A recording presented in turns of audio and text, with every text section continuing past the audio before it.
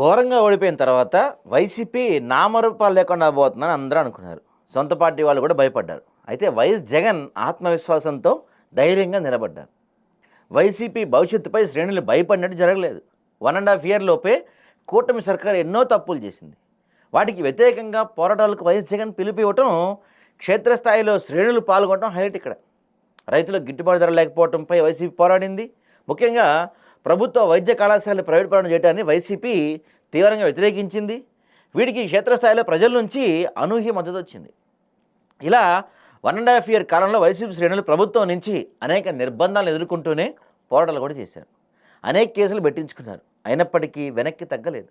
అయితే మరో ఏడాది పాటు కూటమి సర్కారు మరిన్ని తప్పులు చేయడానికైనా కాస్త సంయమనం పాటిస్తే మంచిదని వైసీపీ నాయకులు భావిస్తున్నారు. అందుకే ప్రజా పోరాటాలపై ఇప్పట్లో నిర్ణయం తీసుకోకపోతే బాగుంటుందని ఆ పార్టీ నాయకులు కోరుకుంటున్నారు. అలాగని అసలే లేకుండా ఖాళీగా కూర్చోవాలని పార్టీ నాయకులు కోరుకోవటం లేదు.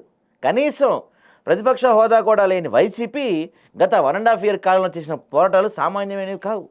టీడీపీ వెన్నులో వణుకు పుట్టించారు. ఇప్పటికే జనంలో అధికారిక మార్పిడిపై చర్చ మొదలైంది. మరో ఏడాది పాటు పార్టీ నిర్మాణం, అలాగే కార్యకర్తలు నాయకుల దగ్గరికి జగన్ వెళ్ళి కలుసుకుంటే బాగుంటుందనే అభిప్రాయం ఉంది. ఆ పని జరిగితే రానున్న రోజుల్లో మరింత ఉత్సాహంతో పార్టీ శ్రేణులు పనిచేసే అవకాశం ఉంటుంది. నిజం చెప్పాలంటే 7.5 కాలంలో చేసిన పోరాటాల కంటే వైసీపీ ఎక్కువే చేసింది. 11 సీట్లకు పడిపోయిన వైసీపీ తిరిగి ధైర్యాన్ని నింపుకొని బరిలో నిలబడడం చిన్న విషయం కాదు. కాలంతో పాటు కూటమి తప్పులు ఆ పార్టీకి కలిసి వచ్చాయి. కాస్త సంయమనంతో మెలిగితే ప్రభుత్వ తప్పిదాలు పార్టీకి కలిసి వస్తాయనే నమ్మకం వారిలో బలంగా ఉంది. వైఎస్ జగన్ మనసులో భవిష్యత్తుపై ఏముందో తెలియదు, కానీ శ్రేణుల్లో మాత్రం కాస్త రిలాక్స్ కావాలని కోరిక కనపడుతుందట.